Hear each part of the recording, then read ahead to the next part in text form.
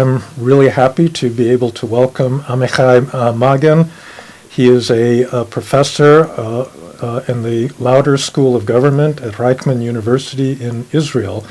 He's a political scientist that studied Israeli political institutions for many years, as well as the broader politics of the Middle East. He's currently a visiting scholar at Stanford Center on Democracy, Development, and the Rule of Law. This is not the first time you've been at CDDRL, but it's great to have you back. And it's a particularly, I think, auspicious time to talk about Israel because the country is now celebrating its 75th anniversary, but it's also been in a bit of a crisis over the future, very conservative new coalition government and attempts to change the status of the Supreme Court and so forth. So let's begin with the broader question of, what's the state after 75 years, what's the state of Israeli democracy?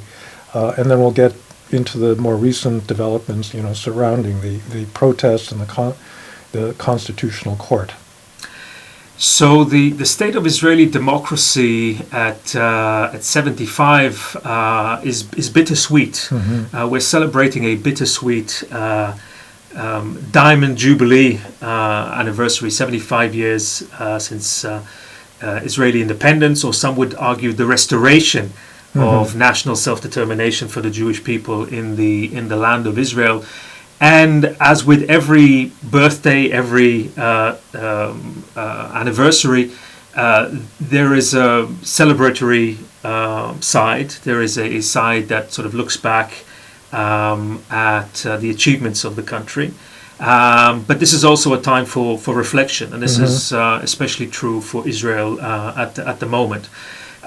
So on the achievement side, I think it's undeniable that when you sort of zoom back and you don't look at the daily headlines in Israel, but take a perspective of 3/4 of a century, it's difficult not to reach the conclusion, whether you are enamored with Israel or not, that it's been just a phenomenal success in terms of socio-economic development, and indeed the success of Israeli democracy. From a very poor, beleaguered, tiny population. In 1948, we're talking about 650,000 people with a GDP per capita akin to that of Ethiopia and Eritrea. There was food rationing in Israel until 1965.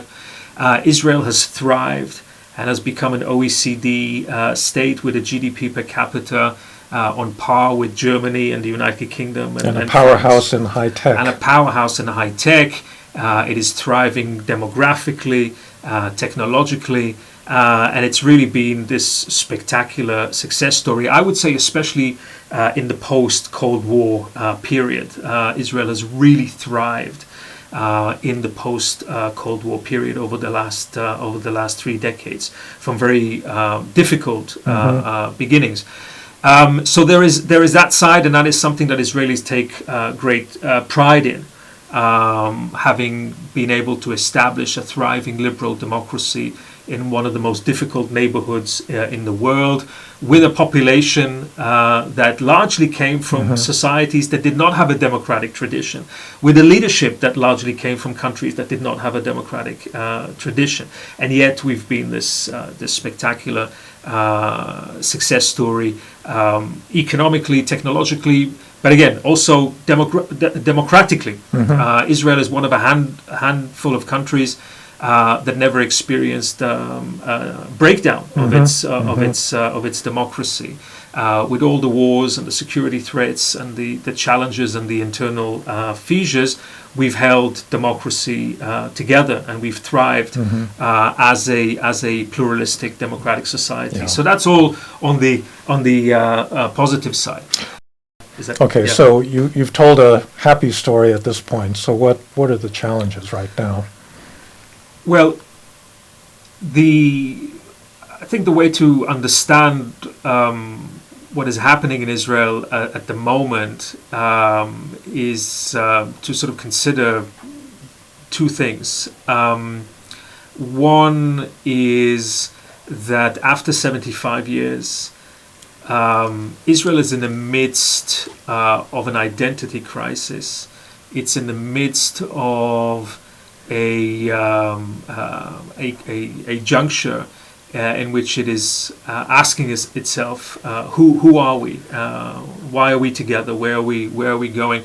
And I think that makes sense for countries that reach the end of 75 years on the cusp of a sort of a fourth generation of national existence. Mm-hmm. I don't think it's a coincidence that nations, and including the United States, which experienced the Civil War in its 90th year, if I get this right, or corporations experience a crisis at the end of the sort of the third generation of a country.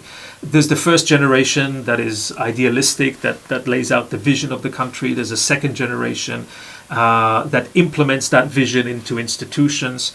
There's a third generation that scales up. And then something happens at the end of that period where many times the firm or the country has to reform. It has to change its social contract in order to be able to continue to survive and thrive. And I think in some respects that is what at a deep level Israel is experiencing at the moment. To make this a little bit more concrete, historically Israel was a country with a solid secular democratic European-oriented majority, and with small minorities of Israeli Arabs, of the ultra-Orthodox, and of a nationalist religious segment of the population. But that is changing very, very rapidly, and from that type of society of a cohesive majority and a set of minorities, Israel is very rapidly becoming a country of what some people in Israel are calling four tribes. So you have the secular liberal segment.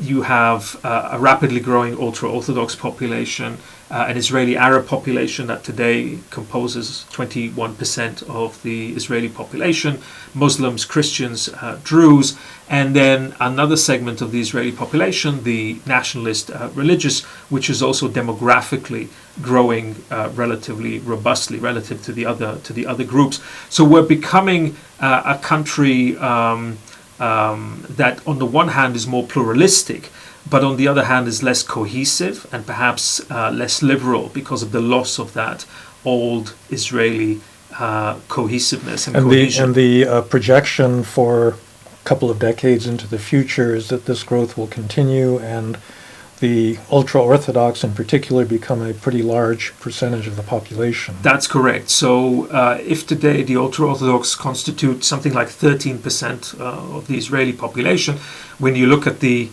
projections for the next 25, 30 years, we're talking about a population that will reach somewhere between 30 and 32% of the population. And if you add to that the Israeli Arab population, which is relatively expected to shrink just a little bit in terms of the proportion of the population to about 19%, that's already makes the old Israeli liberal secular elites, or the composition of Israeli society, shift very, very dramatically. And that suggests to many Israelis that we either have to renegotiate the Israeli social contract, we have to reinvent Israeliness in order to keep this society together, or else we're going to face very, very serious internal disagreements. Yeah, you may not know this. I wrote my dissertation on Soviet Middle East policy, and one of my main thesis advisor was Nadav Safran, who at that time was the Middle East expert in the Harvard Government Department. And I remember in the late 1970s when I was working with him, he said that the biggest crisis that Israel was going to face in the future was not whether it would survive wars with the Arabs, but actually the question of religion and this question of national identity, whether it was a secular liberal one or whether it was based in a religious identity. And I guess that's increasingly coming to the fore. That's right. I think that's right, and I think what has happened is that over the last 3 or 4 decades, we have generally tried to put aside these more identity-based, symbolic questions of politics. Paradoxically, because these were times of plenty, and Israel did relatively well, we tried to ignore these issues. But these issues have come back with a vengeance now. And the entire national conversation in Israel today is precisely about those issues. Who are we? Can we? Is there still sort of a set of values and principles that holds us together as a society? And what will happen when you have this, what some people in Israel are calling the 4 tribes, a kind of a tribalization of Israeli society. Perhaps that's overstating it, but there's a real question of can we find a new formula for Israeliness that is sufficiently attractive, inclusive, and productive to be able to keep this society together. Tell me a little bit about the current government, the current coalition that resulted from the last Israeli election that Netanyahu has assembled, because it's really quite different in many ways from his previous coalitions. It is very different, and in a way, the moment of crisis that we are witnessing right now, this explosion, has come about as a result of an attempt by this coalition government to push through a set of what they euphemistically call legal reforms or governance reforms that are vehemently opposed by many in Israel. I think the way to understand this is that Benjamin Netanyahu, on the one hand, insists on holding to power. He believes that it is really only by continuing to serve as Israeli Prime Minister that he will be able to have leverage and be able to extricate himself from the various legal indictments that he is facing. So he's holding on to power. He has a very strong hold on Likud, which is the dominant center-right political party in Israel.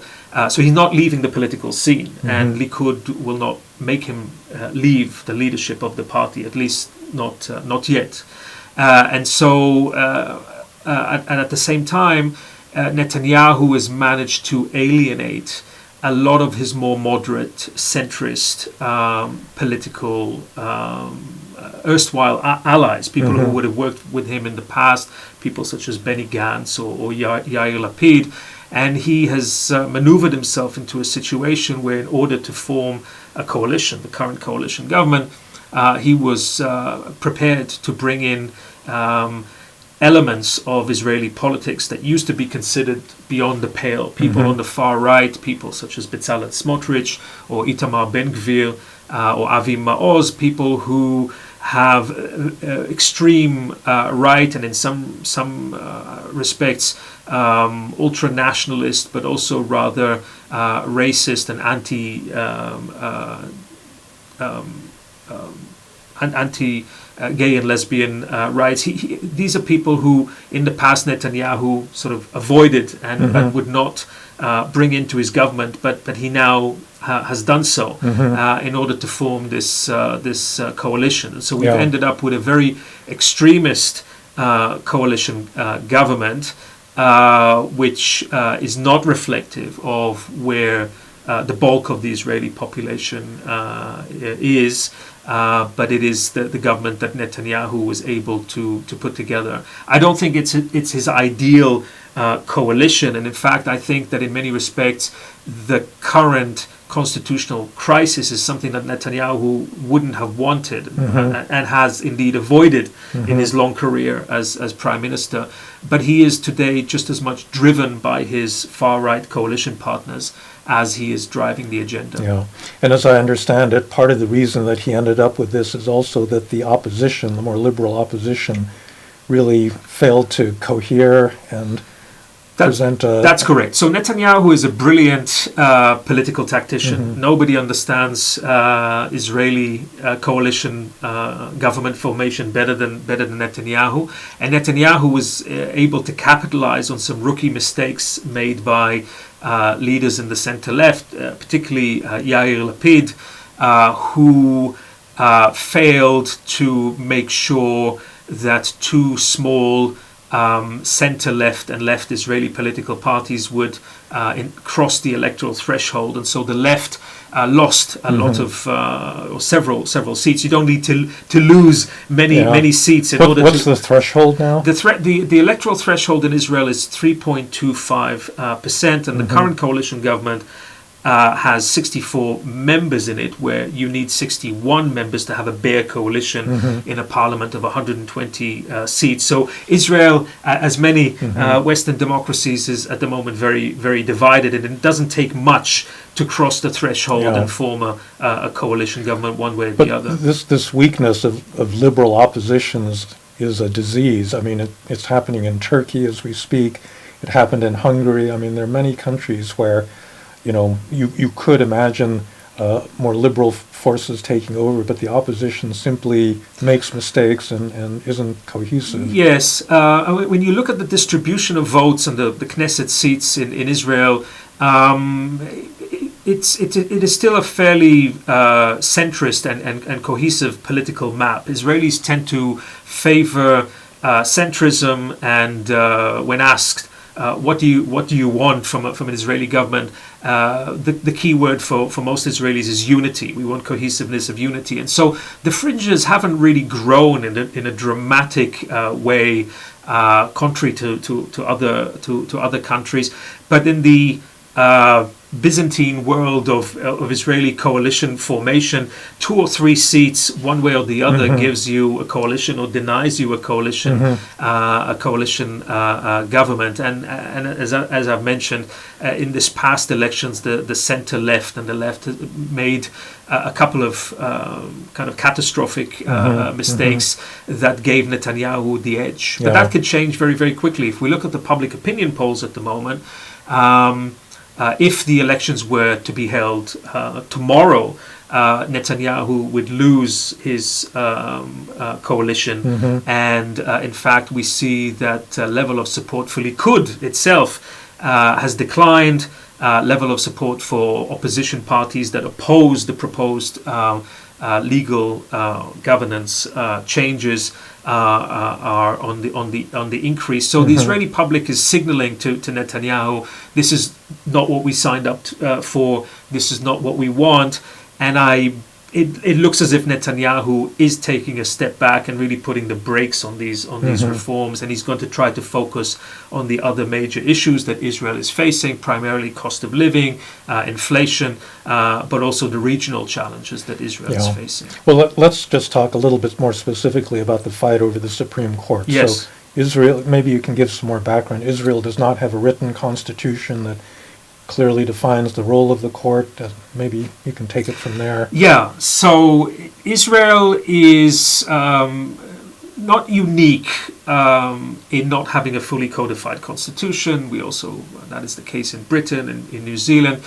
But where Israel is unusual is that it has very few formal checks and balances. And it has relied on norms and mores of what is done and what is not done in politics for 75 years to an unusual degree. So no codified constitution, no federalism, no presidential veto power, a unicameral parliamentary system. Israel is also not a member of the European Union or any other regional organization that would impose some set of rule of law and democratic values by supranational courts or other mechanisms, and of course, being a sort of a Westminster-style parliamentary democracy, there's no real separation of powers between the legislature and the executive. Whoever controls the Knesset controls the government, and the government essentially drives the agenda of the Knesset, which leaves the Israeli Supreme Court, or I think more accurately in the Israeli context, the Israeli legal establishment that includes the Supreme Court, but also a very powerful attorney general institutions and a set of legal advisors to the various government ministries, being really the only formal, strong check on executive power in Israel. And whether you think that is a good thing or bad thing today largely depends on sort of where you fall on the political spectrum, whether you support Netanyahu and the right, or whether you oppose that. And so in essence, what the current coalition government has tried to do, and there was no inkling that Netanyahu would do this before the elections. He campaigned on entirely different things.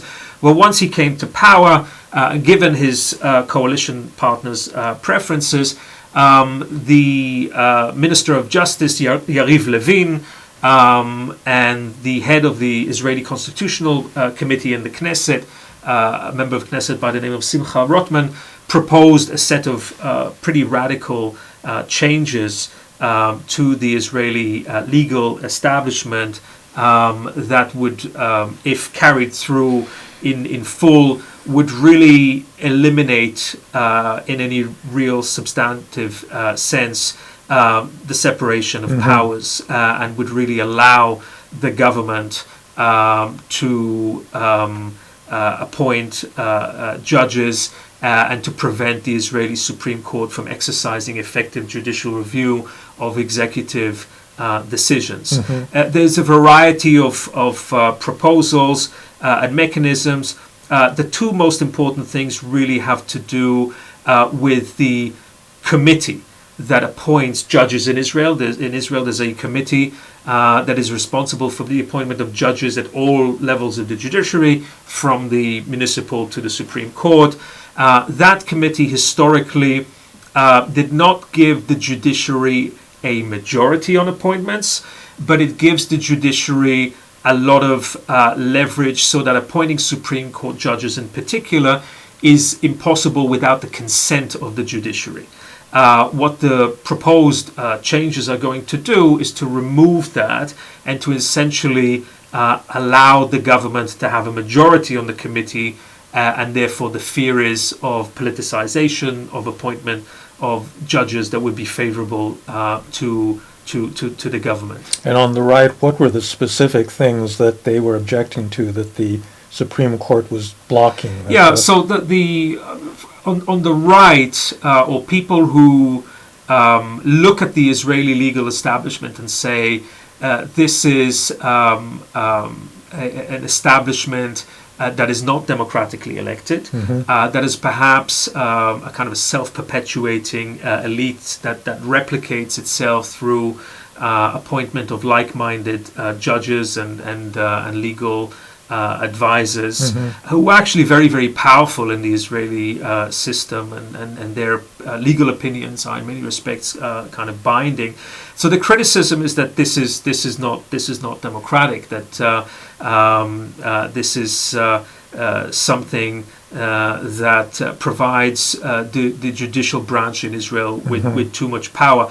That is coupled with criticism, which I think in many respects are legitimate, of a degree of judicial activism, particularly over the last 25 to 30 years. So a growing role, a kind of a juridicalization of Israeli politics that provides the Supreme Court with perhaps too much political power, and that has been achieved by the Israeli Supreme Court through a gradual expansion of rules regarding standing. In other words, who can petition the Supreme Court. Historically, the idea would be that only if you were directly affected by a certain decision, you were harmed, you could petition the court.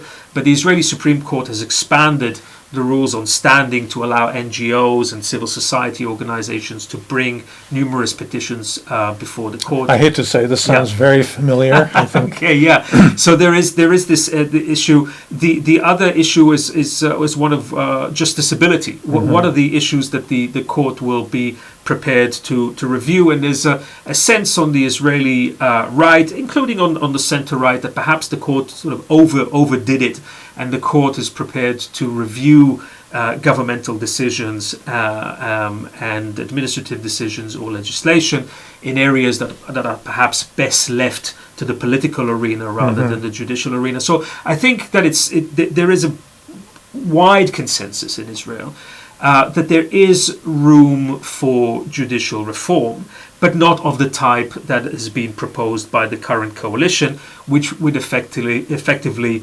undermine the independence of the Israeli judiciary and would perhaps politicize that branch, which again is the only strong institutional check on executive power in Israel. Yeah. No, it is amazing how familiar that sounds, because I think, the long-standing conservative complaint in the United States was judicial activism, especially after Roe v. Wade. And there's a case to be made that is true, but, given the polarization of the country, if you move in that direction, you're immediately accused of being, a Neanderthal right-winger, and it's very hard to have a reasonable discussion about these issues. So that fissure, that cleavage between the left and the right, accusations from the right of a kind of a deep state, of an unelected, unaccountable, in the Israeli case, perhaps Ashkenazi-dominated elite that is sort of detached from the values of the real, of ordinary Israelis. That is a narrative that is increasingly heard in Israel, and from the other side, from the left and the center, the case is made that democracy is not just about majority rule. It's also about protection of individual and fundamental rights, of minority rights, whether that's sexual minorities or religious or ethnic minorities in Israel. So that tension and that conversation is also very much there in Israel. Yeah. So maybe the last issue we should cover is foreign policy and the security environment Israel faces. I mean, I would say that given the history of the last, couple of generations, things are actually going Israel's way in many respects. The Abraham Accords has expanded the number of Arab countries that recognize it, and the support by contrast for the Palestinians seems to be on the decline. Maybe you could talk about that. So yes, I think again, as part of this success story of the last 75 years, I think it's undeniable that part of that success story really has had to do with Israel's ability to exercise what I like to call muscular moderation, and on the one hand to be able to defend itself, and to be able to ensure that it maintains and in many respects expands the military qualitative edge that Israel has managed to establish, but also to reach out to build trade and investment ties all around the world. And when you look at Israel's place in the world today, we sometimes there is a sort of a narrative that Israel is very isolated internationally, but that is really far from the truth. If you look at sort of Israel's ties not only with the United States and the OECD countries, of which Israel is now a member of. Israel joined the OECD in July 2010 and is part of that club. But when you look at Israel's relationships with India, with China, with Africa, and then of course this expanding circle of peace with pragmatic Sunni Arab states, whether that's the UAE, Bahrain, Sudan, Morocco, but even beyond that. there's been a real sea change in Israel's international position. On the other hand, Israelis are always aware that we don't have the luxury of living from sea to shining sea, that our margin of error and our margin of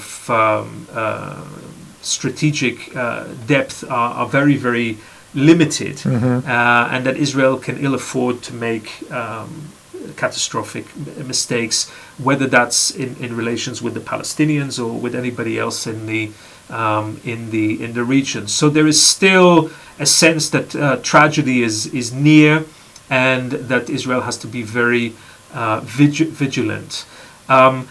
My sense is that one of the really important and consequential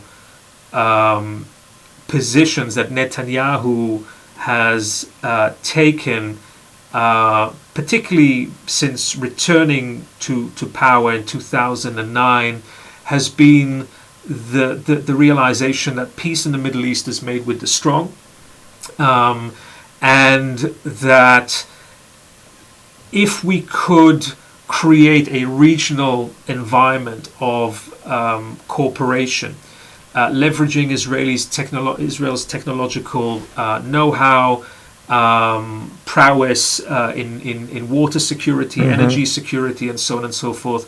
If we could utilize that to build a set of cooperative arrangements with Jordan, with Egypt, with the Gulf states, and beyond, we could create a regional environment that was more conducive to resolving what is the most immediate and most difficult relationship, and that's the relationship with the Palestinians. In other words, rather than trying to resolve the Israeli-Palestinian conflict as a conduit to regional peace, trying to create regional peaceful conditions as a way of minimizing the conflict, not giving the Palestinians veto power over normalization of Israel's relations with its Arab neighbors, and hopefully moving the talks with the Palestinians into a better space where we can make some meaningful progress. But does that actually include,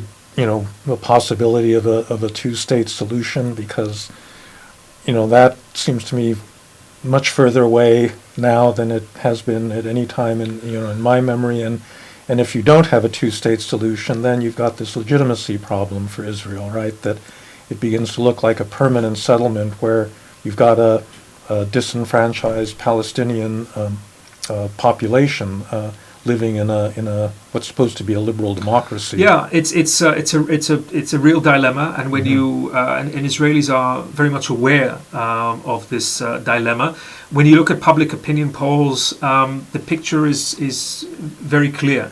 The majority of Israelis wish for a two-state solution, do not want to exercise control and influence over Palestinian lives, but they don't believe that disengagement and a stable peace is something that could be achieved in the short run. When you look at the state of Palestinian politics, this deep division between Gaza, that is ruled by Hamas, and Palestinian Islamic Jihad on the one hand, and on the other hand in the West Bank, a very weak, fragmented and corrupt Palestinian Authority that hasn't really delivered on state building and provision of public goods. That makes it very, very difficult to move forward. Now, so I think the paradigm of a two-state solution that was the original paradigm of the Oslo Accords and then the Clinton parameters is something that has become stuck and very, very difficult. And yet we haven't really been able to generate an alternative paradigm that will be allow us to move forward. It's very difficult, but in this context, I think that it is important to expand our political imaginations and to look back into a whole range of scenarios that were considered in the past, that may involve a greater role for Egypt, particularly Egyptian rule in Gaza.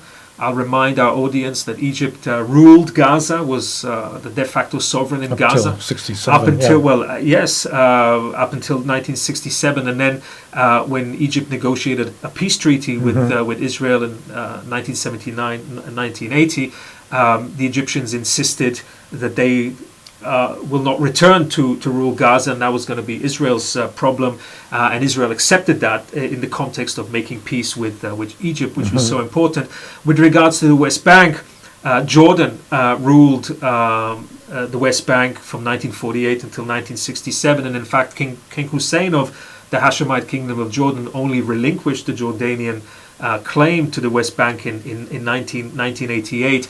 So there are all these histories and contingencies that perhaps will one day allow us to think in a way that would give a greater role to existing states in the Middle East, and perhaps we need to be more creative in terms of the kind of modalities that we will need in order to, on the one hand, provide Palestinians with self-determination and the dignity that they so richly deserve, and on the other hand, not create another failed state in the Middle East that will undermine the security and the stability not only of Israel and Jordan and Egypt, but also for the Palestinians themselves. I mean, if we look at the very painful history of Gaza, we saw that what happens very sadly, very tragically, when Israel removes its security forces from a territory that has a majority Palestinian population, the result doesn't tend to be stability and peace, but conflict and the export of security problems. And of course, the great fear is that if Israel were to withdraw fully, every last single soldier settlement from the West Bank, three terrible things would happen in short succession. One is that you would have a Palestinian civil war between Hamas and Fatah. Hamas is very strong in the West Bank, and the concern is that we will have a repeat of what happened in Gaza in 2005, 2006, and you would have a Palestinian civil war. The second thing that would happen is that every radical element in the Middle East, whether that's Iran and Hezbollah, or whether it's Salafi Takfiri groups that are associated with Al-Qaeda or ISIS, would exploit the vacuum and seek to destabilize this territory. And the third thing that is likely to happen is rocket fire from the West Bank onto Jerusalem and Tel Aviv, which would compel Israel to re-enter the West Bank.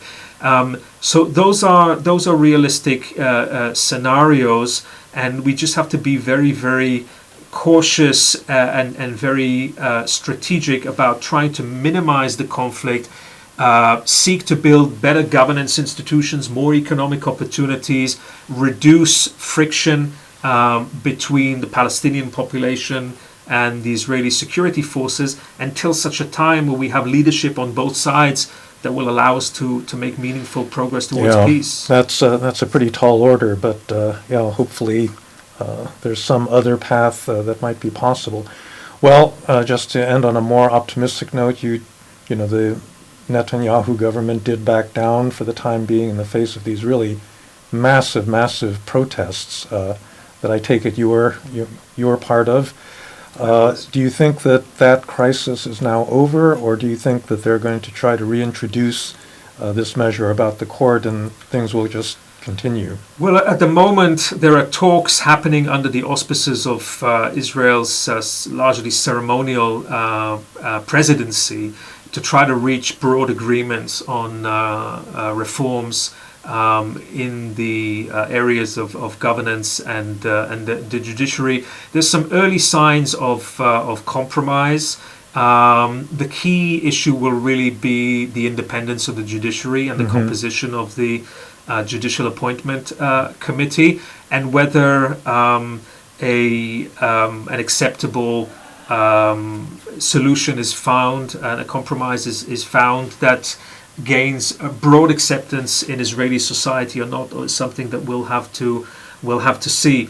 Constitutional changes to be accepted really have to be done by broad consensus. Sure. These are questions of polity and not of policy.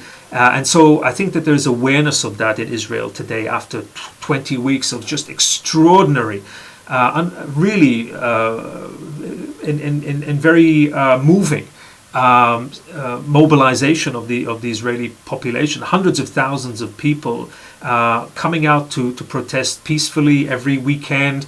This would be the equivalent of something like 15 or 17 million Americans peacefully marching, calling for protection of democracy.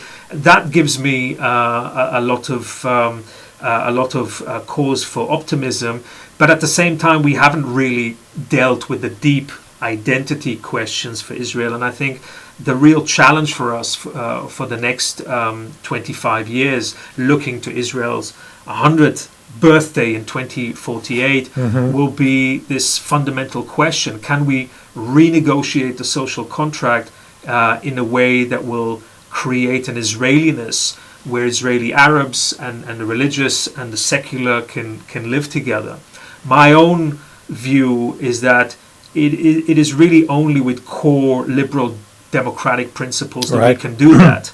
A religious dictatorship will not do it. A kind of Balkanization or Lebanonization of Israel will not do it. It is really an inclusive and an open Israeli society and economy that will be able to make sure that Israel continues to thrive. Well, I like that outcome. That was the point that I made in my book on liberalism, that liberalism as a doctrine arose in the middle of the 17th century in order to overcome religious sectarian differences in Europe between Protestants and Catholics, and by deliberately lowering the horizon of politics, you allow people with very divergent understandings of the good life to live peacefully together. And let's hope that happens in Israel also. That's absolutely right. We are all, whether it's in the United States or in Europe, we are all living in a world that is increasingly not only interconnected, but increasingly diverse in people's vision of the good life. And in a way, in Israel, we find a microcosm, an experiment in shared living under conditions of great adversity, but also great diversity. And so I think studying Israel and watching that debate and the various really fascinating efforts, many of them led by civil society organizations in Israel, corporations, the high-tech sector, of shared living, and how do we create a shared society together under conditions of great diversity, is something that I think bears watching and will have interesting lessons for the United States and beyond. Good. Okay, Amichai Magen, thank you very much for talking to me. It's a fascinating topic and hopefully one we can return to. Thank you very much, Frank. I really enjoyed this conversation. Okay.